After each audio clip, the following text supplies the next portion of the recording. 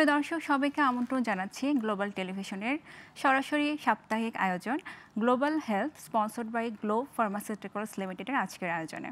আপনাদের সঙ্গে রয়েছে আমি জান্নাতুন নূর নাইমা। দর্শক, এই অনুষ্ঠানে আমরা সব সময় স্বাস্থ্য বিষয়ক নানা বিষয় নিয়ে কথা বলার চেষ্টা করি। আজও তার ব্যতিক্রম নয়।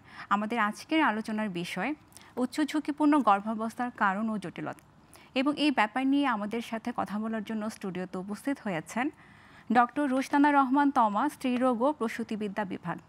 দর্শক, আমরা শুধু একাই কথা বলবো না, আপনারা কিন্তু আমাদের সাথে কথা বলতে পারেন স্ক্রিনে দেখানো নম্বরে ফোন করে। এছাড়া আমাদের এই অনুষ্ঠানটি সরাসরি সম্প্রচার করা হচ্ছে গ্লোবাল টিভি হেলথ ফেসবুক পেজে, সেখানেও আপনারা কমেন্ট বা ইনবক্স করতে পারেন।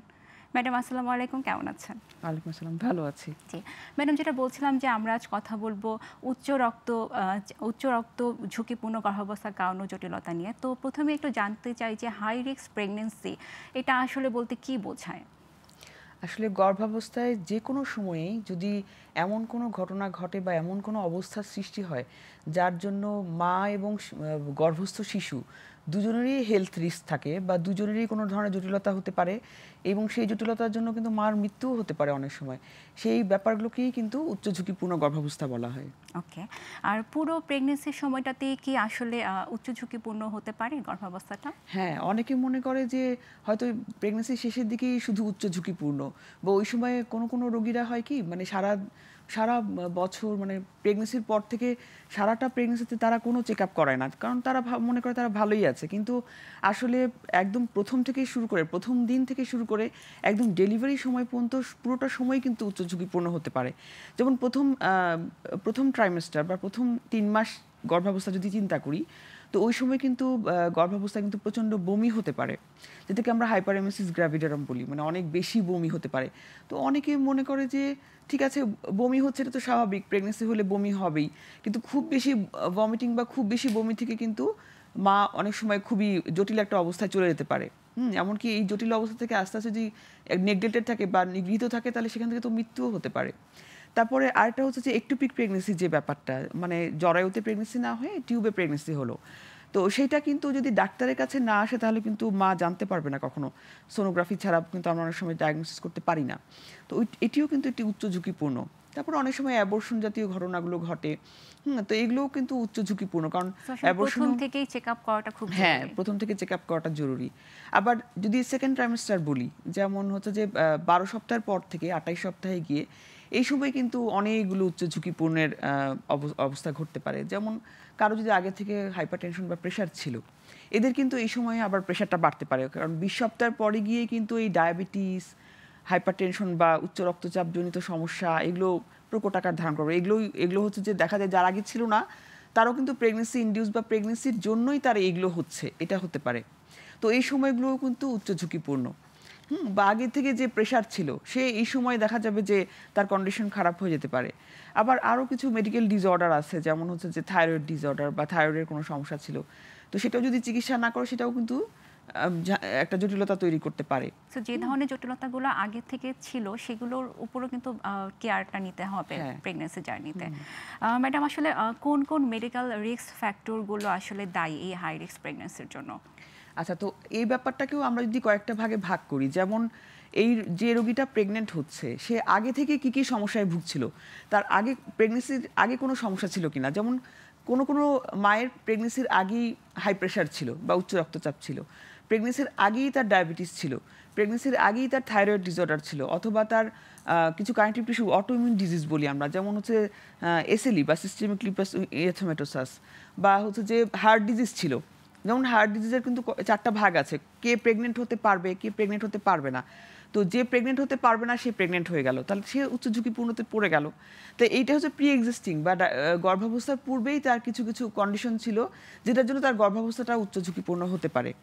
আরেকটা হচ্ছে যে গর্ভাবস্থায় হতে পারে, সাধারণত প্রথম 20 সপ্তাহের মধ্যে ইউজুয়ালি সেগুলো কন্ডিশন অনেক সময় ধরা পড়ে, অনেক সময় ধরা পড়ে না বা অনেকের হয় না। কিন্তু 20 সপ্তাহের পরে গিয়ে দেখা গেল কারো অনেক বেশি রক্তচাপ এবং সাথে ইউরিনের সাথে প্রোটিন যাচ্ছে, তো সেই অবস্থাটাকে আমরা প্রি এক্লাম্পসিয়া বলি। এটা একটা উচ্চ ঝুঁকিপূর্ণ অবস্থা, কারণ এই রোগীগুলো যদি ঠিকমতো ট্রিটমেন্ট করা না হয় বা চিকিৎসা না পায়, এই রোগীগুলো কিন্তু পরে খিঁচুনি হয়ে একলামশিয়াও হতে পারে, যেটা খুবই কমপ্লিকেটেড একটা ব্যাপার, যার জন্য মানে মায়ের বডির প্রতিটা অর্গান ফেলিউরই হতে পারে। শুধু তাই না, গর্ভস্থ যে শিশু, সেই শিশুও কিন্তু পেটে মারা যেতে পারে, এরকম একটা অবস্থা। এবং এই যে প্রি একলামশিয়া বা একলামশিয়া, এটা কিন্তু ম্যাক্সিমাম প্রেগন্যান্সিতেই দেখা যায়। তো এটা আসলে প্রতিরোধের কি কোনো উপায় রয়েছে কিনা? অবশ্যই অবশ্যই আছে। প্রতিরোধ পুরোপুরি হয়তো প্রতিরোধ করা যাবে না, কিন্তু আমরা যদি আগে থেকে ডায়াগনোসিস করতে পারি যে এই রোগীটার প্রি একলামশিয়া বা একলামশিয়া হতে পারে, সেই ক্ষেত্রে কিন্তু আমরা আগে থেকে চিকিৎসা করতে পারি এবং অনেক সময় প্রিম্যাচিউর ডেলিভারি করেও মাকে বাঁচাতে পারি। কারণ আমরা প্রি একলামশিয়া এমন একটা ডিজিজ যেটা হচ্ছে যে কিছু কিছু রিস্ক ফ্যাক্টর আছে বা কিছু কিছু ঝুঁকি আছে যা এদের প্রি একলামশিয়া বা একলামশিয়া হবে। যেমন বয়স একটা ব্যাপার। যেসব প্রেগনেন্সিগুলো 17-18 বছরের আগে হচ্ছে বা অ্যাডোলেসেন্ট প্রেগনেন্সি যেগুলো হচ্ছে, বা কিশোরী বয়সের যে প্রেগনেন্সিগুলো হচ্ছে, তার ক্ষেত্রে কিন্তু এই প্রি একলামশিয়া হতে পারে। আবার যার বয়স 30 বা 35 বছরের উপরে, তার ক্ষেত্রেও কিন্তু প্রি একলামশিয়া হতে পারে। তো যার কিন্তু এই জন্যই বলা হয় যে হাই রিস্ক প্রেগন্যান্সির জন্য একটা দায়ী। বয়স একটা কিন্তু বিশাল ব্যাপার, যে এই গ্রুপটাও কিন্তু প্রি একলামশিয়া হতে পারে। তো আমরা যদি কোনো রোগী হচ্ছে যদি কেউ প্রি কনসেপশন আর কাউন্সেলিং মানে গর্ভাবস্থার পূর্বেই ও যদি আমার কাছে কাউন্সেলিংয়ের জন্য আসে, তখন কিন্তু আমি যদি রোগীর ওইরকম কন্ডিশন আমি দেখি, আমি যদি রোগীকে সাবধান করতে পারি যে না, তোমার এই কন্ডিশনগুলো আছে, তোমার কিন্তু এই কন্ডিশন ডেভেলপ করতে পারে বা তোমার গর্ভাবস্থাটা ঝুঁকিপূর্ণ হতে পারে, তখন কিন্তু রোগীকে বুঝিয়ে বলে রোগী কিন্তু অ্যালার্ট হয়ে যায়। এটা একটা ব্যাপার। তারপর মনে করো কোনো রোগীর আগে থেকে ডায়াবেটিস ছিল, জুভেনাইল ডায়াবেটিস বলে একটা ডায়াবেটিস আছে, যেই ডায়াবেটিস কিন্তু তার জন্মগতভাবেই হয়। তো অনেক সময় দেখা যায় যে এই ডায়াবেটিসগুলো যেহেতু আমরা সবসময় ধরেই নেই যে ডায়াবেটিস সবসময় বেশি বয়সে হবে, কিন্তু ডায়াবেটিস যে অল্প বয়সে হতে পারে এটা অনেক রোগীরা বুঝতেই পারে না। তো কারো যদি জুভেনাইল ডায়াবেটিস বা প্রেগনেন্সির আগেই ডায়াবেটিস থাকে এবং অল্প বয়সী ডায়াবেটিস থাকে, তার কিন্তু কমপ্লিকেশন নর্মাল একজন মায়ের চেয়ে অনেক বেশি হবে। তো সেইটাও কিন্তু আমরা অনেক আগেই আইডেন্টিফাই করে ফেলতে পারি। আর হচ্ছে যে কিছু WHO-র কিছু অ্যান্টিনেটাল চেক আপ প্রোটোকল আছে, যে এই সময়ে চেক আপ করতে হবে, অ্যান্টিনেটাল চেক আপ করতে হবে। যেমন হচ্ছে যে প্রথম চেক আপটাই করতে হয় 12 থেকে 16 সপ্তাহের মধ্যে, এরপর আসছে 24 থেকে 28 সপ্তাহের মধ্যে, এরপর 32 সপ্তাহে একটা চেক আপ, এরপর 36 সপ্তাহে। হ্যাঁ, 3টা ট্রাইমেস্টারই যাতে কমপ্লিকেশন, আগে তো অনেকগুলো চেক আপ ছিল, 8টা চেক আপ ছিল, এখন কিন্তু সেগুলোকে কমিয়ে, যেহেতু পেশেন্ট কনভিনিয়েন্ট হয় না, মানে অনেক রোগীরা অনেক দূর থেকে, আমরা সবসময় শহরের রোগীদের কথা চিন্তা করি, কিন্তু একদম প্রত্যন্ত অঞ্চলের বা গ্রামের রোগীদের কথা যদি আমরা চিন্তা করি, সেটা চিন্তা করে দেখা যায় যে সময়গুলো বেশি ঝুঁকি হতে পারে ওই সময়গুলোই কিন্তু এই সময়গুলোকে কভার করছে। আবার অনেক সময় দেখা যায় যে কারো হয়তো বা আগে থেকে ডায়াবেটিসের প্রবলেম ছিল না, বাট দেখা যায় প্রেগনেন্সিতে তার ডায়াবেটিস বা জিডিএম যেটাকে আমরা বলে থাকি সেটা হচ্ছে, বা থাইরয়েডের ব্যাপারটাও আগে থেকে ছিল না, বা প্রেগনেন্সিতে দেখা যাচ্ছে যে থাইরয়েড লেভেল বেড়ে যাচ্ছে, সেক্ষেত্রে আসলে কি করা যেতে পারে? আচ্ছা, ডায়াবেটিসের কথা আগেই বলেছি, যদি কেউ আগে থেকেই ডায়াবেটিস ডায়াগনোসিস করে থাকে, হয়ে থাকে ডায়াগনোস কেস অফ ডায়াবেটিস, তাহলে অবশ্যই তাকে ডায়াবেটিস কন্ট্রোল করে প্রেগন্যান্সি নিতে হবে। আমরা বিস্তারিত শুনবো, আমাদের একজন দর্শক ফোনে রয়েছেন। দর্শক আসসালামু আলাইকুম, কে বলছেন, কোথা থেকে বলছেন? আসসালাম, আচ্ছা আমি ঢাকা থেকে বলছি। জি জি, আচ্ছা আমি জানতে চাচ্ছি। জি বলুন, আমরা শুনছি। হ্যালো। জি দর্শক, আমরা শুনতে পাচ্ছি, আপনার বয়স বলে, নাম বলে প্রশ্নটি করুন। আচ্ছা, আমার বয়স 25 বছর, আমি ঢাকা থেকে বলছি। জি বলুন। আমি জানতে চাচ্ছি যে অনেক সময় দেখা যায় যে মানে মফস্বলে অনেক নারীরা যেমন তারা হয় কি, যখন প্রেগনেন্ট হয় তারপর চেক আপ, যেমন ডক্টর বললেন যে এই যেমন প্রথম হয়তো চেক আপ করালেন, কিন্তু পরে তারা মনে করে হয়তো শারীরিকভাবে সুস্থ আছেন, তো তারা চেক আপ করান না, এটা জিনিসটা মানে অবহেলা করেন বা সময় পান না, চিন্তা করেন যে ঠিক আছে আমি তো সুস্থই আছি, তো কেন ডক্টরের কাছে যাব। তো এই মুহূর্তে কিন্তু তারা হঠাৎ করেই দেখা যায় যে অসুস্থ হয়ে যায়, ব্লাড কমে যায়, ব্লাড সার্কুলার শরীরে কমে যায়, তারপর অনেকে নানান সমস্যাগুলো দেখা যায়। তো এই যে হঠাৎ করে যে ঝুঁকির মুখে পড়ে, মানে এই জন্য কি করা উচিত, মানে ওই মুহূর্তে ডক্টর দেখানো যাচ্ছে না বা কিছু, আমি একটু জানতে চাচ্ছিলাম। অনেক ধন্যবাদ আপনাকে দর্শক, আপনি আমাদের সঙ্গেই থাকুন, আমরা আপনার প্রশ্নের উত্তর দেওয়ার চেষ্টা করব।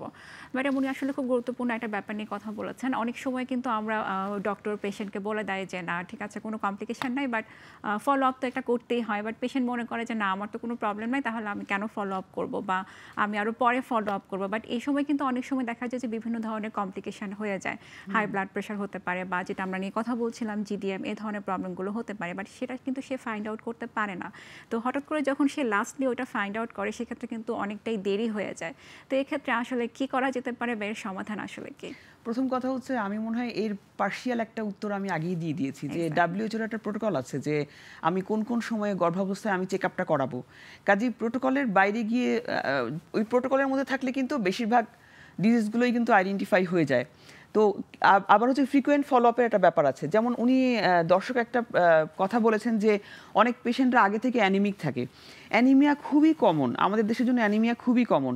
তো কোন অ্যানিমিয়ার পেশেন্টগুলো বেশি সমস্যা ভোগ করে? যে অ্যানিমিয়ার পেশেন্টগুলো যেমন থ্যালাসেমিয়া ট্রেট ছিল অথবা হিমোগ্লোবিন ই ট্রেট, এই ডিজিজগুলো কিন্তু আমাদের দেশে খুবই প্রকট একটা মানে এশিয়ান কান্ট্রিগুলোতে খুবই বেশি। তো এখন হচ্ছে যে যদি কোনো এবং এরা কিন্তু আগে থেকে সিমটম প্রডিউসিং হয় না, এদের কিন্তু আগে থেকে কোনো সমস্যা থাকে না, এরা সিমটম প্রডিউসিং হয়ই হচ্ছে প্রেগনেন্সি হলে, কারণ প্রেগনেন্সি একটা ইনএভিটেবল অ্যানিমিক কন্ডিশন। কোনো কারো যদি প্রেগনেন্ট হয় তাহলে অবশ্যই তার রক্তশূন্যতা হবেই হবে। তো হচ্ছে যে যদি কারো আগে থেকে রক্তশূন্যতা থেকে থাকে, সে যদি প্রিকনসেপশনাল কাউন্সেলিং বা প্রেগনেন্সির পূর্বেই কিন্তু একটা কাউন্সেলিং নিতে হয়, যেটা আমি আগেই বলেছি যে জার্নিটা শুরু করবে, হ্যাঁ, যে জার্নিটা শুরু করতে চাচ্ছে তাকে কিন্তু উচিত যে আগেই গর্ভাবস্থার পূর্বেই একটা তার কনসালটেশন নিয়ে তার কোনো ধরনের সমস্যা আছে নাকি সেটা আইডেন্টিফাই করা। ঠিক আছে, আইডেন্টিফাই করার পরে সেগুলো চিকিৎসা করে তারপর গর্ভাবস্থাটা নেওয়া বা প্রেগনেন্সিটা নেওয়া। এরপর প্রেগনেন্সির পরে যে ফলো আপ প্রোটোকলটা আছে সেই ফলো আপ প্রোটোকলে সে থাকতে হবে। কিন্তু কারো যদি জটিল অবস্থা, যেমন হচ্ছে যে প্রেগনেন্সির প্রথম 3 মাসের মধ্যে কারো হাইপারটেনশন ডায়াগনোসিস হলো, অথবা প্রেগনেন্সির প্রথম 3 মাসের মধ্যে সিভিয়ার অ্যানিমিয়া অথবা ডায়াবেটিস অথবা হার্ট ডিজিজ ডায়াগনোসিস হলো বা থাইরয়েড ডিসঅর্ডার, তার ক্ষেত্রে কিন্তু ওই WHO প্রোটোকলের থেকেও আরেকটু ঘন ঘন একটা চেক আপে আসতে হবে। যেমন 28 সপ্তাহ পর্যন্ত সে মান্থলি চেক আপে আসবে, 28 সপ্তাহের পরে গিয়ে 15 দিন পর পর, 36 সপ্তাহের পরে গিয়ে 1 সপ্তাহ পর পর, এরকম একটা প্রোটোকল। কাজে তার চেক আপটা কিন্তু আরো ঘন ঘন হবে। কাজে এইটা আসলে কারো বলার কোনো স্কোপই নেই যে তুমি দেরি করে চেক আপে আসো। এই দেরি করে চেক আপে আসার বলার কোনো স্কোপই নেই, কারণ এটা তো একটা নিয়মই আছে, একটা প্রোটোকলই আছে যে আমাকে এই প্রেগন্যান্ট রোগীটার আমি এভাবেই আমার চেক আপটা করতে হবে। এবং এটা মনে করলে কিন্তু চলবে না যে না আচ্ছা আমার তো কোনো কমপ্লিকেশনস নাই, সো আমি আরো পরে এই ব্যাপারটা কিন্তু আসলে রোগীদের ভেতরে আসে। যেমন অনেক রোগীরা এসে যদি আমি বলি যে তোমার তো এরকম ডায়াবেটিস হয়েছে বা প্রেশার বেশি হয়েছে, তুমি অনেকদিন চেক আপে আসোনি, তুমি কেন আসোনি? তখন রোগী কিন্তু বলে যে আমি তো ম্যাডাম খুবই ভালো ছিলাম, আমার কোনো সমস্যা ছিল না, আমি খাচ্ছি ঘুমাচ্ছি, আমার কোনো প্রবলেম হচ্ছে না। কিন্তু এর মধ্যেই যে তার নিজস্ব একটা প্রবলেম তৈরি হয়ে গিয়েছে, এটা হয়তো রোগীরা সেটাকে আমলে নিচ্ছে না, এই চেক আপটাকে সে আমলে নিচ্ছে না, কিন্তু ডাক্তার কিন্তু ঠিকই বলে দিচ্ছে। এক্স্যাক্টলি। এবং আমরা যে ব্যাপারে নিয়ে কথা বলছিলাম একটু আগে, যে আসলে যদি হঠাৎ করে এই থাইরয়েডের প্রবলেমগুলো দেখা যায় বা ডায়াবেটিসের প্রবলেম দেখা যায়, সেক্ষেত্রে আসলে কিভাবে ম্যানেজমেন্টটা দিয়ে থাকেন? যেমন কোন রোগীর যদি আগে থেকে ডায়াবেটিস থাকে তাহলে কিন্তু তার যদি বাচ্চাটা এফেক্টেড হয়, তার কিন্তু 8 সপ্তাহের মধ্যে মানে ভ্রূণ অবস্থায় এফেক্টেড হয়ে যাবে। হ্যাঁ, 8 সপ্তাহের মধ্যে একটা ভ্রূণ তৈরি হয়ে যায়। এখন দেখো আমাদের হচ্ছে যে প্রেগন্যান্সিটা কাউন্ট করছি আমি লাস্ট মেনস্ট্রুয়াল পিরিয়ড থেকে, তো লাস্ট মেনস্ট্রুয়াল পিরিয়ড থেকে যদি 8 সপ্তাহ ধরি। দর্শক ফোনে রয়েছেন, আমরা বিস্তারিত শুনব। দর্শক আসসালামু আলাইকুম, আপনার নাম বলে বয়স বলে প্রশ্নটি করুন। জি দর্শক, আমরা শুনতে পাচ্ছি। হ্যালো, আসসালামু আলাইকুম। জি ওয়ালাইকুম আসসালাম। জি আমার ওয়াইফে কনসিভ এখন 3 মাস। এখন আপনার মুখে ঘাওয়া মতো হয়েছে, মুখটা ফুলে গেছে, তাতে মারিও ফুলে যাচ্ছে। আপনার ওয়াইফের 3 মাস প্রেগন্যান্ট, তাই তো? জি। আচ্ছা, মুখে খেতে পারছেন না? ঘা হয়েছে মুখে? মুখে খেতে পারছে না। আচ্ছা, জি জি, ঘা হয়েছে। ওকে, এখন আপনি কি জানতে চাচ্ছেন? ডক্টরের কাছে গিয়েছিলেন? আমি রিবোসন আনছি, মুখের ঘার জন্য রিবোসন আনছি আর সিভিট খাওয়াচ্ছি। আচ্ছা, আপনি কি কোনো ডক্টরকে দেখিয়েছেন? কমতেছে না, মানে ঘাটা কমতেছে না। দর্শক, আপনি কোনো ডক্টরের শরণাপন্ন কি হয়েছিলেন? না আমি একটা একটা ডাক্তার দেখাইছিলাম, এর মধ্যে খাওয়ার পরে কোনো ডাক্তার দেখাই নাই। আপনাকে অবশ্যই কোনো গাইনি বিশেষজ্ঞ ডক্টরের কাছে আপনার ওয়াইফকে দেখাতে হবে এবং তিনি আসলে ওনাকে প্রেসক্রাইব করে দিবেন এবং আমরাও বাকিটা আলোচনা করার চেষ্টা করছি। আপনি আমাদের সঙ্গেই থাকুন। ম্যাডাম, যেটা উনি বলছেন, উনি কিন্তু এখন পর্যন্ত কোনো ডক্টরের শরণাপন্ন হননি। আচ্ছা, এখন কথা হচ্ছে যে মানে ওই বেশি প্রেগনেন্সি একটা ইমিউনো কম্প্রোমাইজ কন্ডিশন, মানে প্রেগনেন্সিতে কিন্তু ইমিউনিটি ফল করে বা কমে যায়।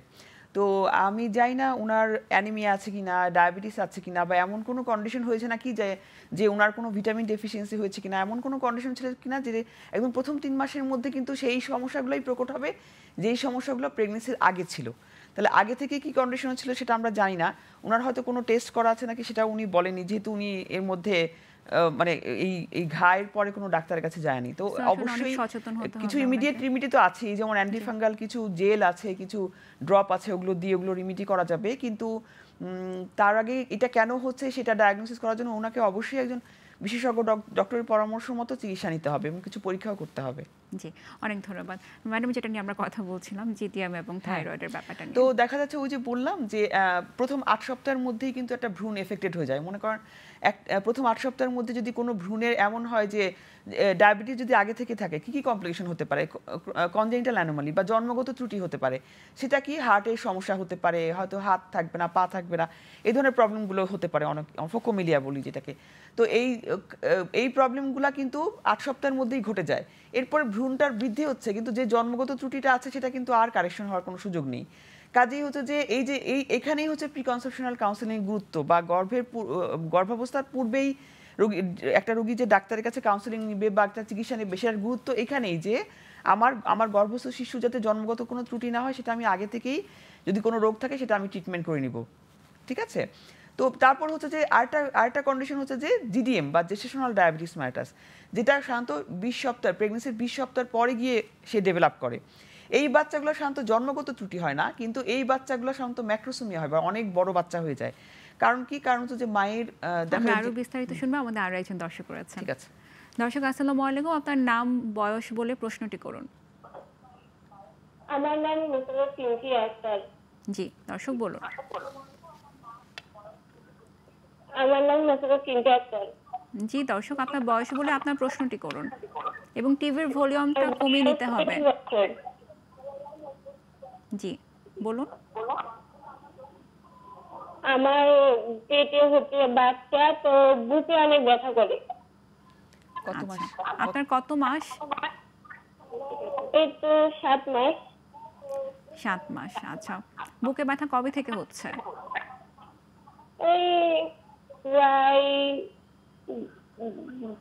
15 দিন এরকম। আচ্ছা, আপনার কি ব্রেস্টে পেইন হচ্ছে নাকি বুকের ভিতরে ব্যথা হচ্ছে, মানে হার্টের কোনো সমস্যা?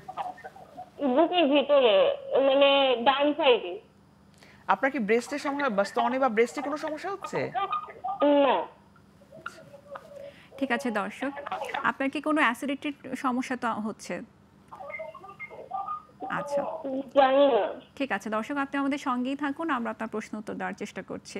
ম্যাডাম, আমরা এই প্রশ্ন উত্তর নিব, বাট আমাদের ছোট্ট একটি বিরতি নেবার সময় হচ্ছে। প্রিয় দর্শক, global health sponsored by globe pharmaceuticals limited থেকে নিয়ে নিচ্ছে ছোট্ট একটি বিরতি। খুব তাড়াতাড়ি ফিরবো, সাথেই থাকুন।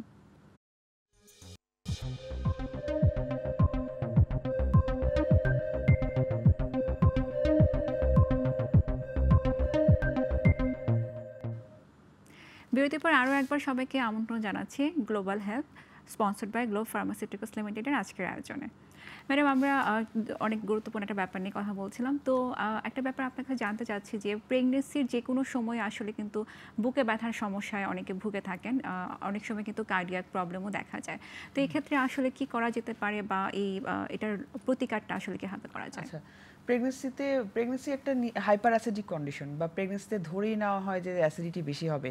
কারণ প্রেগনেন্সির যে প্রজেস্টেরন নামক হরমোনটা বেড়ে যায়, সেটা কিন্তু গ্যাস্ট্রিক যে স্ফিংটারটা ওটা ওপেন হয়ে যায়, ইসোফেজিয়াল স্ফিংটারটা, এবং বারবার করে যেন গ্যাস্ট্রিকের স্টমাকের অ্যাসিড উপরে চলে আসে। তো এটার জন্য হতেই পারে হাইপার অ্যাসিডিটি কন্ডিশন।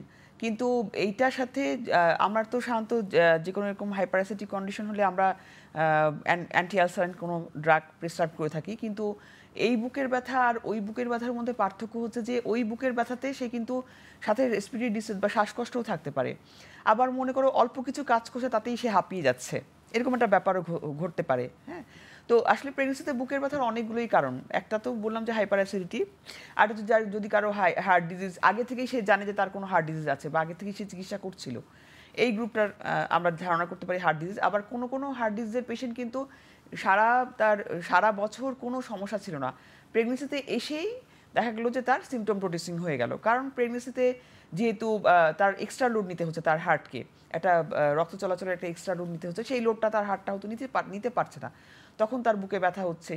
সেই বুকে ব্যথাটা দেখা গেছে যে কাজ করতে গিয়ে তো হচ্ছে, সিঁড়ি দিয়ে উঠতে গেলে হচ্ছে, আবার অনেক সময় স্বাভাবিক কাজ করতে গিয়ে বা এবং ঘুমের সময় মানে রেস্ট করছে তখনও দেখা যাচ্ছে সেই বুকে ব্যথা হচ্ছে। তো ওই জিনিসটা কিন্তু আমরা তখন আমলে নেই, তখন একজন কার্ডিওলজিস্টের পরামর্শ নিতে পারি, আমরা ইসিজি ইকোকার্ডিওগ্রাফি এগুলো করে আমরা ডায়াগনোসিস করতে পারি।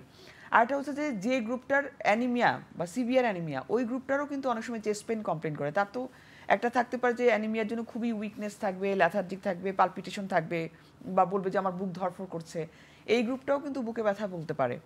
কারণ হচ্ছে যে যেহেতু অ্যানিমিয়ার জন্য হার্টেও একটা আমরা আরো ইসকেমিক বিস্তারিত কন্ডিশন। শুনবো, আমাদের আরো একজন দর্শক রয়েছেন। দর্শক আসসালামু আলাইকুম, আপনার নাম বয়স বলে প্রশ্নটি করুন। আমার নাম নাসরিন, আমি বরিশাল থেকে বলছি, বয়স হচ্ছে 35। জি বলুন। আমার বাচ্চা কনসেপ্ট করে কিন্তু বাচ্চা থলি আছে, বাচ্চা আসে না, মানে হার্টবিট আসে না। তো 3 মাস পর্যন্ত থাকে, 2.5 মাস পর্যন্ত থাকে, তারপর আস্তে আস্তে ব্লিডিং হয়ে নষ্ট হয়ে যায়। এগুলো হওয়ার কারণ কি মূলত, এটা একটু জানতে এরকম চাই। আপনার সমস্যা এরকম কয়বার কয়টা? হয়েছে? বাচ্চা নষ্ট হয়েছে, অ্যাবর্শন হয়েছে কয়বার? মানে 3 বার কনসেপ্ট করছে, 3 বার একই সমস্যা, বাচ্চা থলি আছে কিন্তু বাচ্চা হার্টবিট আসে না। কয় মাস পর্যন্ত গিয়েছে আমি প্রতিটা 3 মাস পর্যন্ত অপেক্ষা করছি, তারপরে ডাক্তারের সাজেশন অনুযায়ী মানে অ্যাবর্শন করে ফেলাইছি, ডিএনসি করতে হয়েছে 2 বার। ঠিক আছে দর্শক, আপনাকে অসংখ্য ধন্যবাদ, আপনি আমাদের সঙ্গেই থাকুন, আমরা প্রশ্নের উত্তর দেওয়ার চেষ্টা করছি। ম্যাডাম, প্রেগন্যান্সি 3বার উনি ট্রাই করেছে, হ্যাঁ, এটা হচ্ছে যে রিকারেন্ট অ্যাবর্শন জি, আসলে, এবং যে 3 মাসের পুনঃপুনবার যে সময় গর্ভপাত হচ্ছে। জি। তো এইটা হচ্ছে যে অনেকগুলো কারণ আছে।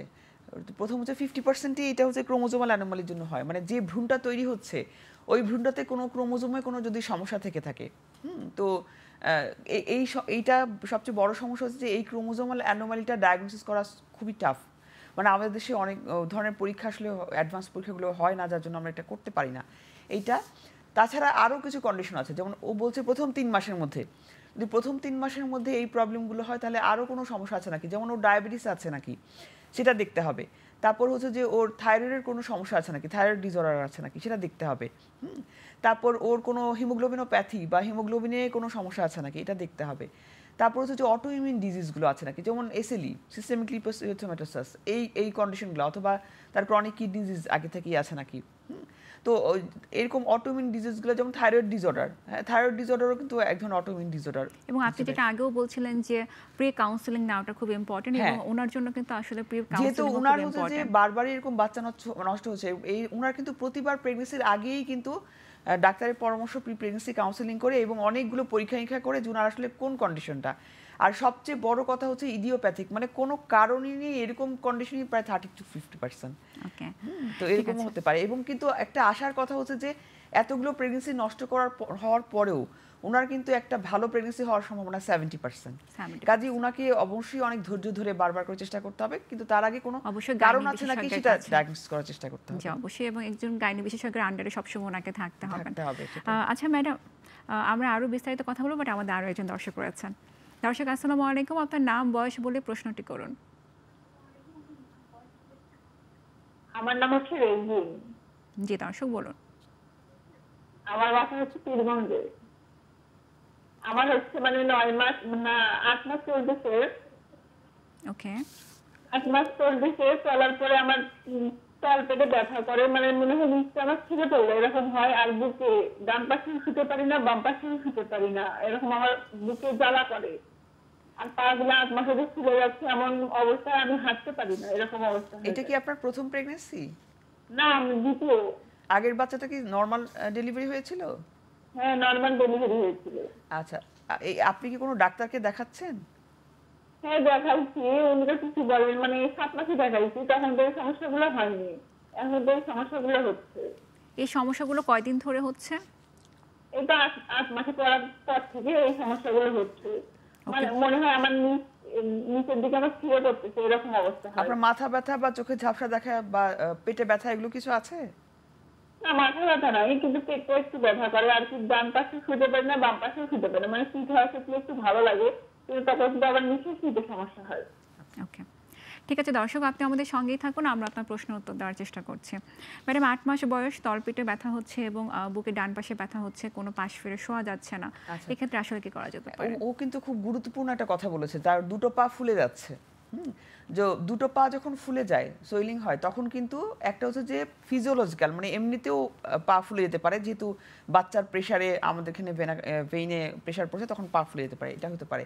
আর একটা হচ্ছে প্যাথোলজিক্যাল, মানে ওর এখন খেয়াল করতে হবে যে তাহলে ওর একজন ডাক্তারের পরামর্শের মতো দেখতে হবে যে ওর প্রেশার বাড়ছে কিনা।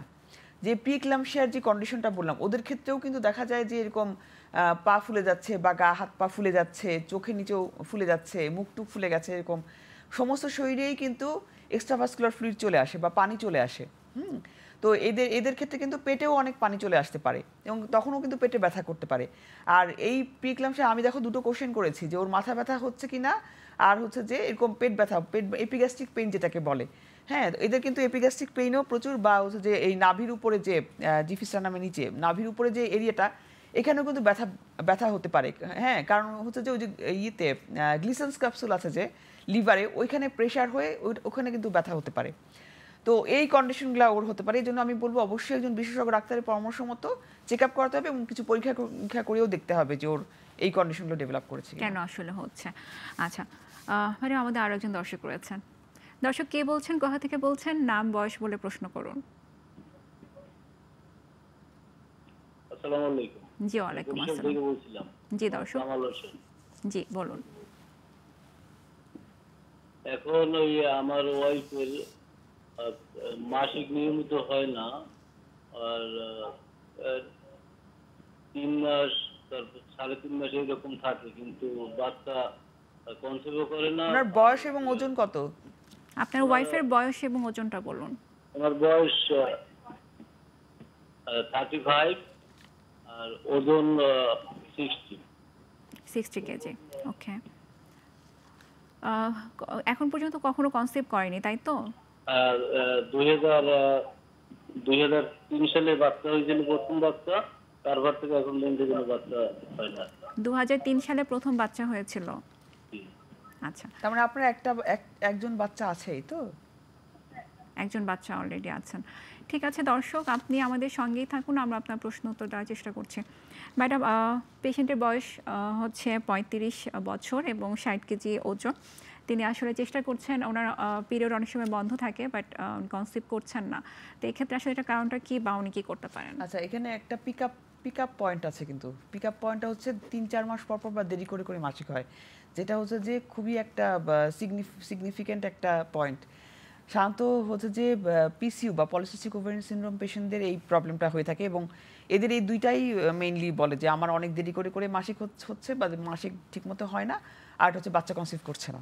ঠিক আছে, তো এখন হচ্ছে উনি বললেন যে উনার ওয়াইফের ওজন হচ্ছে বয়স 35 বছর এবং ওজন হচ্ছে যে 60 কেজি। তো এখন আমরা অনেক সময় আমরা বিএমআই হিসাব করি, বিএমআই যদি দেখি যে অনেক বেশি, তাদের ক্ষেত্রে কিন্তু এই পিসি হওয়ার সম্ভাবনা থাকে। আবার যাদের লিন পিসিও বলে একটা কথা আছে, যাদের ওয়েট খুব বেশি না, এদেরও কিন্তু পিসিও বা পলিসিস্টিক ওভারিয়ান সিনড্রোম হয়ে থাকে। তো পলিসিস্টিক ওভারিয়ান সিনড্রোম ব্যাপারটা যেটা হয়, সেটাতে হয় কি যে বডি থেকে পুরুষ হরমোন প্রচুর তৈরি হয়, যার জন্য ওনাদের এই মেয়েগুলোর ঠিকমতো মাসে মাসে ডিম ফোটে না। তো যাদের মাসে মাসে ডিম ফোটে না, তাদের কিন্তু মাসে মাসে মাসিক হবে না, তাদের কিন্তু দেরি করে করে মাসিক হয়। তো এই জন্য আমি বলবো একজন ডক্টরের পরামর্শ মতো আপনি চিকিৎসা করান, দেখান যে এরকম আপনার ওভুলেশনের প্রবলেম হচ্ছে কিনা। আর আগে যেহেতু একটা ডেলিভারি হিস্ট্রি আছে, তো এখন দেখতে হবে আগে একটা সিজারিয়ান সেকশন ছিল কিনা। সেই ক্ষেত্রে এই প্রবলেমের সাথে সবসময় যে একটা প্রবলেমকে আমরা টার্গেট করবো তা না, আর একটা প্রবলেমকে যদি টার্গেট করি সেটা হচ্ছে ওনার টিউবে কোনো প্রবলেম আছে নাকি, মানে ফেলোপিয়ান টিউবে। তো সেটার জন্য কিছু পরীক্ষা নিরীক্ষা করে আমরা দেখতে পারি যে কোনো টিউব ব্লক আছে নাকি। তো এই কিছু পরীক্ষা নিরীক্ষা করে আমরা আইডেন্টিফাই করে সেটা চিকিৎসা করে আমরা দেখতে পারি যে এটা। খুব চমৎকার করে আসলে বললেন। সে ব্যাপারে আমিও একটু জানতে চাচ্ছি ম্যাডাম, যে হাই রিস্ক প্রেগনেন্সিটা আসলে সাধারণত ডিটেক্ট করা যায় কিভাবে, কি ধরনের পরীক্ষা নিরীক্ষার মাধ্যমে বা কিভাবে সাধারণত আপনারা করে থাকেন? আচ্ছা, সাধারণত কিছু বেসলাইন পরীক্ষা নিরীক্ষা আছে। একেবারে যখন আমি আগেই বলেছি যে WHO প্রোটোকল অনুযায়ী প্রথম চেক আপে আসবে কিন্তু 12 to 16 উইকস বা 12 থেকে 16 সপ্তাহের মধ্যে। তো প্রথম একজন যদি কোনো পেশেন্ট আগে থেকে কখনোই কোনো চেক আপে ছিল না, এরকম যদি হয়ে থাকে, সে যখন একজন ডক্টরের কাছে আসে বা একজন গাইনোকোলজিস্টের কাছে আছে, তখন হচ্ছে যে আমাদের কিছু বেসলাইন ইনভেস্টিগেশন করতে হয়। তার মধ্যে প্রথম যেটা হচ্ছে সেটা কমপ্লিট ব্লাড কাউন্ট। তো কমপ্লিট ব্লাড কাউন্টে আমরা শুধু যে হিমোগ্লোবিন দেখি তা কিন্তু নয়, অনেক কিছুই দেখি। হিমোগ্লোবিনের সাথে তার আরও কিছু আরবিসি বা লোহিত রক্তকণিকার আরও কিছু প্যারামিটার আছে, যেমন এমসিভি, মিন কর্পাসকুলার ভলিউম। ওটা যদি খুব কম হয় তাহলে সেই ক্ষেত্রে তখন কিন্তু আমরা সার্চ করি যে থ্যালাসেমিয়া ক্যারিয়ার বা হিমোগ্লোবিন ই ট্রেট কিনা। তারপর তার প্ল্যাটলেট কাউন্টার দেখি, ডাব্লিউবিসি কাউন্টারও দেখি যে কোনো ইনফেকশনের কোনো। আমরা আরো বিস্তারিত শুনবো, আমাদের আরো একজন দর্শক রয়েছেন। ঠিক আছে দর্শক, আপনার নাম বয়স বলে প্রশ্ন করুন। জি, আপনার নাম এবং বয়স বলে প্রশ্ন করুন। আচ্ছা ঠিক আছে। হ্যালো, জি দর্শক, আপনার নাম বয়স বলে আমাদের আপনার প্রশ্নটি করুন। বয়স 25। আপনার সমস্যাটা বলুন। আচ্ছা, আপনার সমস্যা বলুন আমাদেরকে। সমস্যা ধরেন 13 বছর বিয়ে হয়েছে, বাচ্চা কাচ্চা হয় না, মাসে 1 বছর 8 থেকে 1 বছর পর মাসিক হয়। 1 বছর পর পর মাসিক হয়? হ্যাঁ হ্যাঁ। ও, আপনার বিয়ে হয়েছে কয় বছর? 13 বছর। 13 বছর।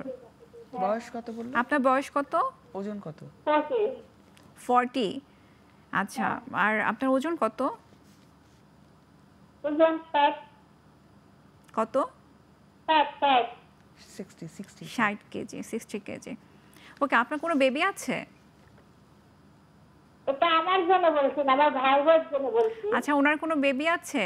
না, ওনার বেবি নাই। আপনি আমি থাকবো। ঠিক আছে, মানে আপনার ভাইয়ের বোর 13 বছর বিয়ে হয়েছে, বাচ্চা হচ্ছে না, তাই তো? হ্যাঁ হ্যাঁ হ্যাঁ। ঠিক আছে দর্শক, আপনি আমাদের সঙ্গেই থাকুন, আমরা আপনার প্রশ্ন উত্তর দেওয়ার চেষ্টা করছি।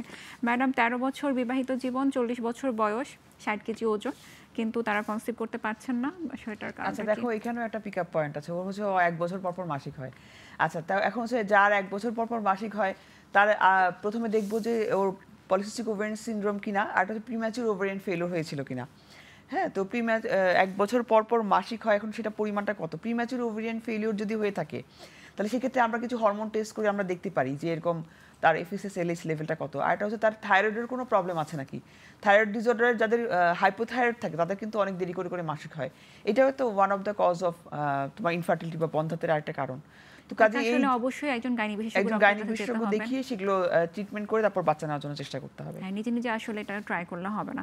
ম্যাডাম, আরেকটা ব্যাপার যেটা হচ্ছে ভিজুয়ালি কি কোনো সাইন সিমটম রয়েছে যেটা দেখে আসলে আইডেন্টিফাই করা যায় যে এই প্রেগন্যান্সিটা অন্য নরমাল প্রেগন্যান্সির চেয়ে হাই রিস্ক প্রেগন্যান্সি?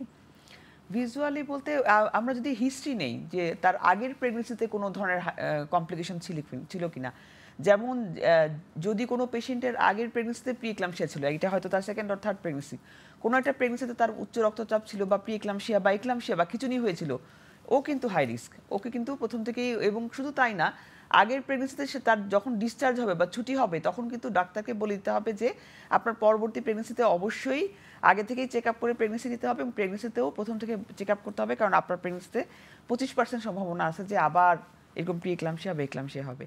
যার আগের প্রেগনেন্সিতে ডায়াবেটিস ছিল তার ক্ষেত্রে কিন্তু 25 to 50% চান্স থাকে যে পুরো তার লাইফ সাইকেলে, তার পুরো জীবনেই তার ডায়াবেটিস হতে পারে। সো আগের আসলে প্রেগন্যান্সি থেকে হিস্ট্রি নিতে হবে। আর যাদের ক্ষেত্রে নতুন ফার্স্ট টাইমের জন্য প্রেগন্যান্ট, তারা আসলে কি বোঝার কোনো উপায় আছে কিনা? আচ্ছা, তাদের ক্ষেত্রে ওই যে আমরা কিছু হিস্ট্রি নিয়ে দেখতে পারি, আগের কোনো হিস্ট্রি নিয়ে, হ্যাঁ হ্যাঁ, তার হিস্ট্রি নিয়ে দেখতে পারি যে তার আগে কোনো প্রবলেম ছিল কিনা যেটার জন্য সেই ট্রিটমেন্টে আছে। হ্যাঁ, সে তো সেইটা থেকে ভিজুয়ালি দেখে আইডেন্টিফাই করা তেমন কোনো উপায় নেই। আমরা হিস্ট্রি এক্সামিনেশন ইনভেস্টিগেশন করি, হ্যাঁ, এগুলো করি আমাদের দেখতে হবে। আমাদের আরো একজন দর্শক রয়েছেন। দর্শক, আপনার নাম বয়স বলে আমাদের আপনার প্রশ্নটি করুন। আব্দুল ওয়াদুদ নাটক থেকে বলছি। জি দর্শক, বলুন। জি, আমার মিসেস বয়স হলো 30। আচ্ছা, এটা হচ্ছে যে থার্ড বেবি। তো গতকালকে আলট্রাসাউন্ড করিয়েছিলাম আর ব্লাড টেস্ট করাইছিলাম, সেখানে আপনি হিমোগ্লোবিন হচ্ছে 8%। আচ্ছা, আর আমার মিসেসের পেটের নিচের দিকে খুব ব্যথা করছে আর কি। আচ্ছা, ব্যথা কবে থেকে হচ্ছে? ব্যথা হলো মাঝে মাঝে ব্যথা করে ম্যাডাম, মাঝে মাঝে করে না। আগে দুটো প্রেগন্যান্সি কি নরমাল ডেলিভারি ছিল? না, এর আগে দুইটাই সিজার। সিজার ছিল। এখন কত উইকস চলছে? এখন কত উইকস এখন চলছে? হচ্ছে যে 22 সপ্তাহ ম্যাডাম। 28 উইকস। 28 ওকে, ঠিক আছে দর্শক, আপনি আমাদের সঙ্গেই থাকুন, আমরা আপনার প্রশ্ন উত্তর দেওয়ার চেষ্টা করছি। Madam, third pregnancy 28 weeks, but haemoglobin level খুবই কম 8, এবং ব্যথা হয় পেটে, এটা আসলে কারণটা কি এবং কি করতে পারেন? আচ্ছা, তো 28 উইকস প্রেগনেন্সি প্রিভিয়াস দুইটা বাচ্চার হিস্ট্রি আছে, দুটো সিজারের হিস্ট্রি আছে। বেশিরভাগ সময় দেখা যায় কি যে যাদের আগে একটা বা দুটো বাচ্চা থাকে তারা অনেক সময় তাদের অ্যানিমিয়া থাকে, সেগুলো কারেকশন করে না। হ্যাঁ, তো বা কারেকশন আগে থেকে হয় না। যেমন আমরা কিন্তু বলি যে এরকম প্রেগনেন্সির পরে আমরা কিন্তু 3 মাস বা 6 মাসের জন্য আয়রন প্রিপারেশন দিয়ে দিই। বেশিরভাগ রোগীরা দেখা যায় যে 1-1.5 মাসের পরে তারা সেই আয়রন প্রিপারেশনটা খায় না, বা এরপর কখনো চেক আপ করে দেখে না। এই যে এখানেও প্রি প্রেগনেন্সি কাউন্সিলিংয়ের একটা ব্যাপার চলে আসছে, যে ও যদি এই থার্ড প্রেগনেন্সিটা নেওয়ার আগে কিছু চেক আপ করে দেখতো যে ও প্রেগনেন্সি নেওয়ার জন্য ফিট কিনা, নিজের শরীরটা ফিট কিনা, তাহলে হয়তো এটা অনেক সময় কারেকশন করা, অনেক সময় না, এটা কারেকশন করার একটা সুযোগ থাকতো। তো ওর হিমোগ্লোবিন 8 মানে ওর হচ্ছে অ্যানিমিক কন্ডিশনে আছে, হচ্ছে মডারেট অ্যানিমিয়া। লেস দ্যান 7 হলে আমরা সিভিয়ার অ্যানিমিয়া বলি। তো ও মডারেট অ্যানিমিয়ার মধ্যে আছে। তো এখন হচ্ছে যে ওকে যেহেতু 28 সপ্তাহ, এখন অনেকভাবেই এটা কারেকশন করা যায়, ওরাল আয়রন দিয়ে কারেকশন করা যায়, অথবা ব্লাড ট্রান্সফিউশন দিয়েও কারেকশন করা যায়। এটা একটা ব্যাপার। আর তলপেটের ব্যথার কথা যেটা বলছে, সেটা হচ্ছে দেখতে হবে যে অবশ্যই ফলস পেইনও হতে পারে, যে এমনি হয়তো কোনো প্রেগনেন্সিতে পুরো প্রেগনেন্সিই ব্যথা হতে পারে। আর যার আগের স্কার আছে তার ক্ষেত্রে এটা একটু বেশি সিগনিফিকেন্ট, যে স্কারে কোনো টেনশন হচ্ছে কিনা এটা দেখতে হবে। আর এটা হচ্ছে ইউটিআই খুবই কমন প্রেগনেন্সিতে। হ্যাঁ, তো ইউটিআই বা বার্নিং ইনফেকশন বা পেশাবের জ্বালাপোড়া আছে নাকি সাথে, হ্যাঁ, বা জ্বর আছে কিনা, এগুলো একটু দেখতে হবে। যে এগুলো যদি সেটা থেকে তাহলে ইউরিনটা টেস্ট করে একটু দেখতে হবে যে ইউরিনে ইনফেকশন আছে নাকি। সেক্ষেত্রে অ্যান্টিবায়োটিক দিলে অনেক সময় এটা এবং অবশ্যই একজন বিশেষজ্ঞ চিকিৎসকের শরণাপন্ন হতে হবেন। আচ্ছা, আরেকটা ব্যাপার যেটা ম্যাডাম, আমাদের আরো একজন দর্শক রয়েছেন ফোনে। দর্শক, আপনার নাম বয়স বলে আপনার প্রশ্নটি করুন। 35। জি দর্শক বলুন। আমার মাসিক মানে ইরেগুলার 3 মাস 6 মাস এরকম পরপর হয়, 3 মাস 4 মাস এরকম পরপর হয়। তো আমার প্রথম বেবিটা বয়স 14, আচ্ছা সিজারিয়ান 14, প্রথম বেবিটার বয়স 14। এটা কোনো বাচ্চা কাচ্চা হয় নাই। আচ্ছা, আপনার এখন বয়স কত? এখন আমার বয়স 45। ওজন? 45। 45, ওজন 63। ওজন ওজন 63। আচ্ছা আচ্ছা, ঠিক আছে দর্শক, আপনি আমাদের সঙ্গে থাকুন, আমরা আপনার প্রশ্ন উত্তর দেওয়ার চেষ্টা ওজন করব। 63 কেজি। ম্যাডাম, যেটা হচ্ছে তার অনেকদিন পর পর পিরিয়ড হয়, যেটা নিয়ে আসলে আমরা কথাও বলছিলাম যে আসলে বিভিন্ন কারণে এটা হতে পারে। আসলে একই রকমই সমস্যা, যে আগের বাচ্চাটার বয়স 14 বছর, অনেকদিন পর পর পিরিয়ড হচ্ছে। আর আরেকটা হচ্ছে যে ওর আগের বাচ্চাটা সিজারিয়ান সেকশন ছিল, কাজে এখানে দুইটা রিস্ক ফ্যাক্টর। একটা হচ্ছে যদি পলিসিস্টিক ওভারিয়ান সিনড্রোমদের এরকম হতে পারে, তো সেই ক্ষেত্রে হরমোনাল অ্যাবনর্মালিটিস থাকতে পারে, সেটা কারেকশন করে প্রেগনেন্সির জন্য ট্রাই করতে হবে। আর একটা হচ্ছে যে ওর যেহেতু আগে একটা সিজার, তো এই যাদের আগে একটা প্রেগনেন্সি ইভেন্ট থাকে তাদের ক্ষেত্রে শান্ত টিউবটা আমরা দেখি যে খোলা আছে নাকি। তো এই ধরনের কিছু পরীক্ষা নিরীক্ষা করে তার আইডেন্টিফাই করতে হবে তার কোনো প্রবলেম আছে নাকি, সেটাকে ট্রিটমেন্ট করে প্রেগনেন্সির জন্য ট্রাই করতে হবে। অবশ্যই হিমোগ্লোবিন লেভেলটাও তাকে আসলে চেক করতে হবে। মানে আমাদের আরেকটি বিরতি নেবার সময় হয়েছে। দর্শক, global health sponsor by globe pharmaceuticals limited থেকে নিয়ে নিচ্ছে ছোট্ট একটি বিরতি। খুব তাড়াতাড়ি ফিরবো, সাথেই থাকুন।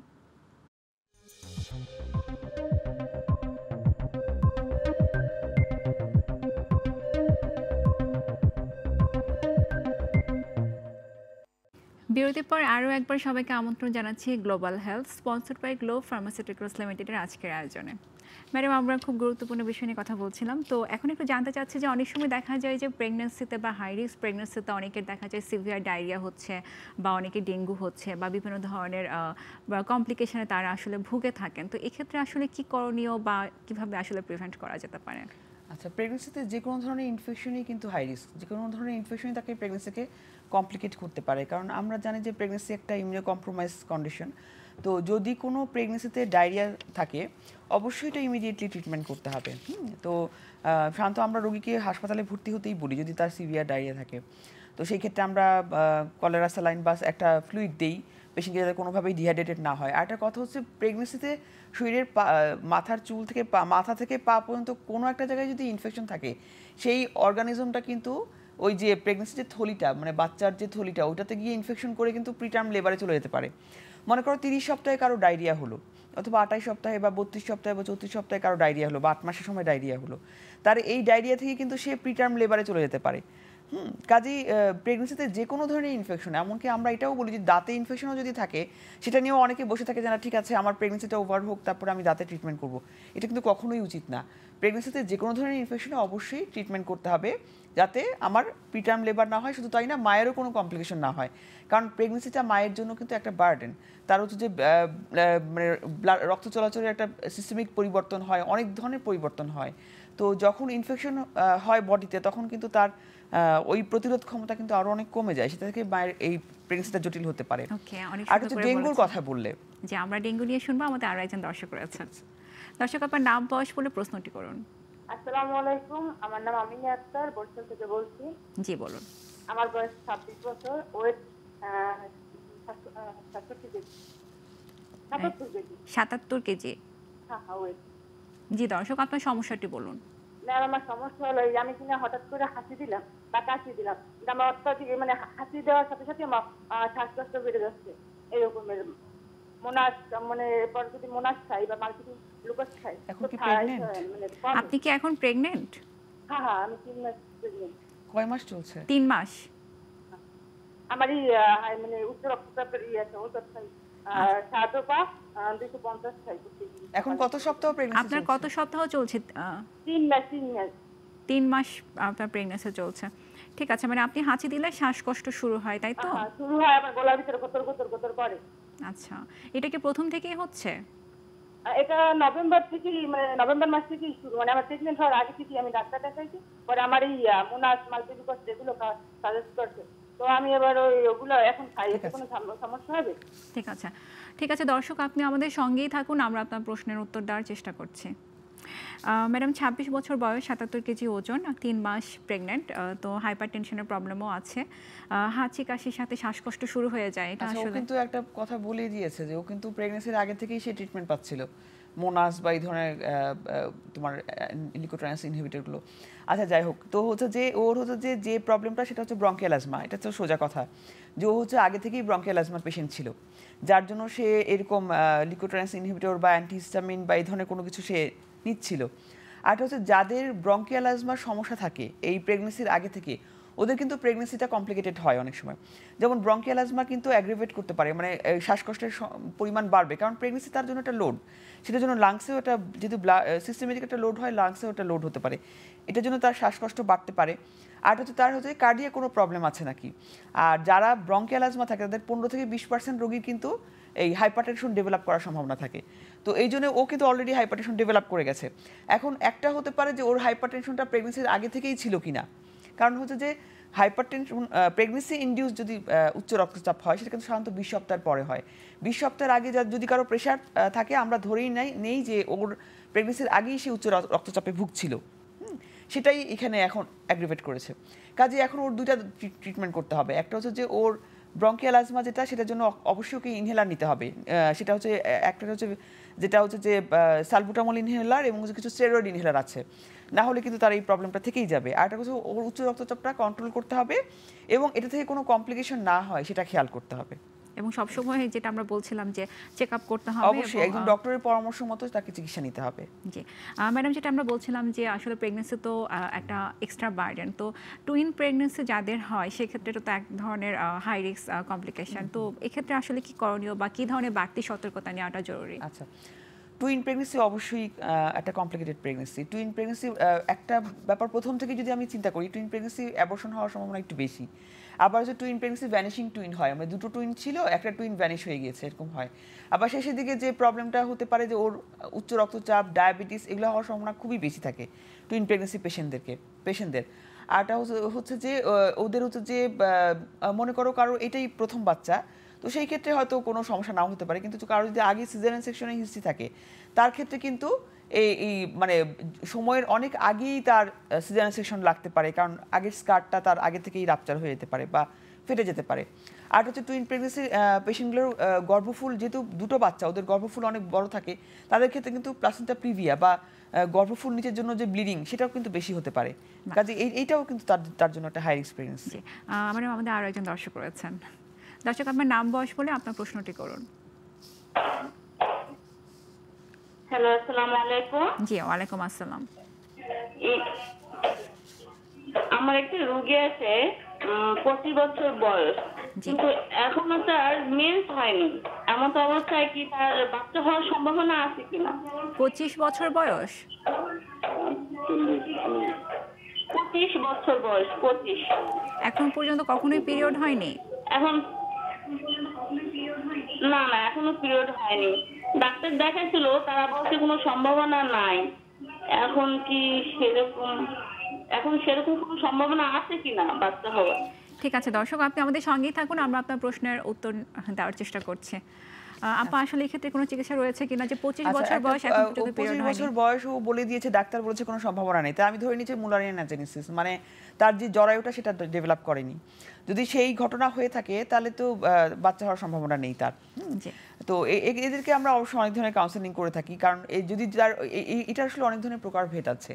কারো কারো আছে যে জরায়ু নেই কিন্তু তার মাসিকের রাস্তাটা আছে, সেক্ষেত্রে কিন্তু সে কনজুগাল লাইফ লিড করতে পারবে, মানে তার ম্যারিড লাইফটা লিড করতে পারবে, কিন্তু এমন একজনকে বিয়ে করতে হবে যে জানে যে ওর বাচ্চা হবে না, শুধুমাত্র কনজুগাল লাইফের জন্য ওকে বিয়ে করবে। আর হচ্ছে যে সোশ্যালি তাকে যাতে এস্টাবলিশ হয় সেই কথাগুলো আমরা তাদেরকে শান্ত কাউন্সেলিং করে দিই। সো এই ক্ষেত্রে কি অন্য কোনো প্রসিডিউর রয়েছে বা আইভিএফ বা এই ধরনের এভাবে কি তারা টেস্ট তার তো জরায়ু নেই আসলে, আইভিএফ করলেও তো তার একটা জরায়ু লাগবে। সো কোনো ভাবে এটা তো পসিবল? হ্যাঁ, একটা এদের ক্ষেত্রে শান্ত সারোগেসি বলে থাকি, যেটা আমাদের দেশে অবশ্যই অ্যাপ্রুভ না, বা অন্যের জরায়ু ধার করে যেটা, সেটা আমাদের দেশে বিধিসম্মত না, সেটা আমাদের সেটা করা হয় না কখনো। ঠিক আছে ম্যাডাম, যেটা হচ্ছে যে হাই রিস্ক প্রেগন্যান্সি বা যে কোনো প্রেগন্যান্সিতে আমরা জানি যে থার্ড ট্রাইমাস্টারে অনেক বেশি সতর্কতা নেওয়া খুব প্রয়োজন। তো জানতে চাচ্ছি যে কোন কোন বিষয়গুলোর দিকে আসলে খেয়াল করতে হবে থার্ড ট্রাইমাস্টারে? আচ্ছা, থার্ড ট্রাইমাস্টারে একটা যে ইম্পর্টেন্ট কথা আমার এতগুলো কথার মধ্যেই বলা হয়নি, সেটা হচ্ছে যে প্লাসেন্টা প্রিভিয়া বলে একটা কন্ডিশন আছে, যাদের ক্ষেত্রে গর্ভফুল নিচের দিকে থাকে। তো এখন কিন্তু আমাদের দেশে সিজারিয়ান সেকশনের হার অনেক বেড়ে গেছে, আগের থেকে অনেক বেড়ে, ম্যাটারনাল মর্টালিটি অনেক কমেছে, কিন্তু সিজারিয়ান সেকশনের হারও কিন্তু অনেক বেড়ে গেছে। তো যত বেশি সিজারিয়ান সেকশন হবে তত বেশি এই যে গর্ভফুল নিচে হওয়ার সম্ভাবনা, বা প্লাসেন্টা প্রিভিয়া হয়ে যে অনেক সময় প্লাসেন্টা অ্যাক্রিটা বলি আমরা, বা প্লাসেন্টা অ্যাক্রিটা স্পেকট্রাম ডিসঅর্ডার বা পাস ডিসঅর্ডার বলি, এদের ক্ষেত্রে হয় কি যে গর্ভফুলটা যখন নিচে ডেভেলপ করে, তখন মানে জরায়ুর নিচের দিকে ডেভেলপ করে, তখন কিন্তু আগের যে সিজারিয়ান সেকশনের যে স্কারটা ছিল সেটার মধ্যে যদি গর্ভফুলটা যদি ডেভেলপ করে, তাহলে সেই ক্ষেত্রে কিন্তু তার এই প্লাসেন্টা অ্যাক্রিটা হতে পারে, মানে গর্ভফুলটা পুরাই আটকে থাকতে পারে। এটা কিন্তু খুবই একটা ঝুঁকিপূর্ণ অবস্থা, কারণ এই রোগীগুলোর যখন অপারেশন করতে গিয়ে অনেক সময় মৃত্যুও হতে পারে, কারণ অনেক বেশি ব্লিডিং হয়ে আমরা এইসব রোগীগুলোকে শান্ত খুবই স্পেশালাইজড কেয়ার একটা জায়গায় শান্ত বা টারশিয়ারি কেয়ার হসপিটালে খুবই এক্সপার্ট যে সার্জন বা গাইনোকোলজিস্ট, তাদেরকে দিয়ে শান্ত আমরা এই পেশেন্টগুলো শান্ত অপারেশন করাতে হয়, কারণ এদের ক্ষেত্রে প্রচুর ব্লিডিং হতে পারে, বা এবং বললাম যে এমনকি ওটি টেবিলে রোগী মারাও যেতে পারে, এদের ক্ষেত্রে আইসিইউ ম্যানেজমেন্টও লাগতে পারে। কাজে এটা সর্বোচ্চ একটা ঝুঁকিপূর্ণ গর্ভাবস্থা।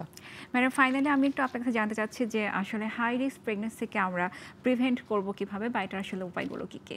আচ্ছা, এই হাই রিস্ক প্রেগন্যান্সি প্রিভেন্ট করার সবচেয়ে প্রথম কথা হচ্ছে যে সচেতনতা।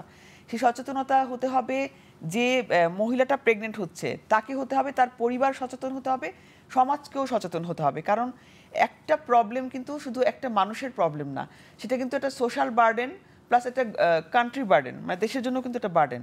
কাজেই প্রথম কথা হচ্ছে যে একটা মাকে অবশ্যই যে কোনো একটা প্রেগনেন্সি নেওয়ার আগে তার প্রিকনসেপশনাল কাউন্সেলিং বা গর্ভাবস্থার পূর্বেই তার একটা কাউন্সেলিং নিয়ে তার কোনো সমস্যা থাকলে সেটাকে তার আইডেন্টিফাই করতে হবে ডাক্তার দ্বারা, এবং সেটা ট্রিটমেন্টে থাকতে হবে। এরপরে হচ্ছে যে WHO যে প্রোটোকল বলেছে যে একটা গর্ভাবস্থার পরে যে চেক আপগুলো করতে হবে সময় মতো সেই চেক আপগুলো করতে হবে। আর একটা কথা যে এই যে মাদের, আমি শহরের মাদের কথা বলছি, শহরের মারাও অনেক সময় যে এরকম নেগলিজেন্সি করে তা না, গ্রামের মারাও বিশেষ করে এই কাণ্ডগুলো করে, যেটা করে হচ্ছে যে ফ্যামিলিতে তার শাশুড়ি হয়তো বলছে যে আমার প্রেগনেন্সিতে তো আমি এত চেক আপ করাইনি, তোমাকে কেন এত চেক আপ করাতে হবে, প্রেগনেন্সিতে বমি হতেই পারে, প্রেগনেন্সিতে রক্তপাত হতেই পারে, প্রেগনেন্সিতে মাথা ব্যথা হতেই পারে। তো এই ব্যাপারগুলোকে কিন্তু যেটা আমরা বললাম সোশ্যালি তার ফ্যামিলিকে আগে এডুকেটেড করতে হবে, বা ফ্যামিলিকে কাউন্সেলিং করতে হবে যে এরকম যে এই মাটার কিন্তু তার চেক আপের দরকার আছে, তার হাই রিস্ক কন্ডিশনগুলো আইডেন্টিফাই করে চিকিৎসা করে এই মাটা যাতে সুস্থ একটা বাচ্চা জন্ম দিয়ে সে নিজে সুস্থ থাকতে পারে। আর একটা কথা, মিডিয়ার একটা ভূমিকা অবশ্যই আছে, হ্যাঁ, যে মিডিয়া হচ্ছে প্রচার করতে হবে যে এই ব্যাপারগুলো ঝুঁকিপূর্ণ, কাজে এই মাদেরকে চিকিৎসা নিতে হবে।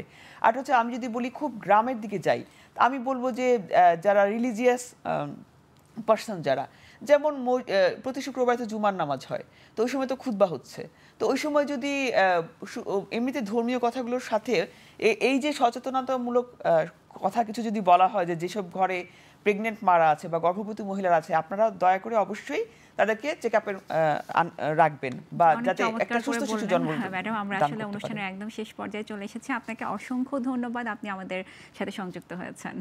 ধন্যবাদ তোমাকে। দর্শক, এই ছিল আমাদের আজকের আয়োজন। আগামী পর্ব দেখার আমন্ত্রণ জানিয়ে আমি বিদায় নিচ্ছি। আপনারা সবাই ভালো থাকুন, সুস্থ থাকুন, গ্লোবাল টিভির সঙ্গেই থাকুন। আল্লাহ হাফেজ।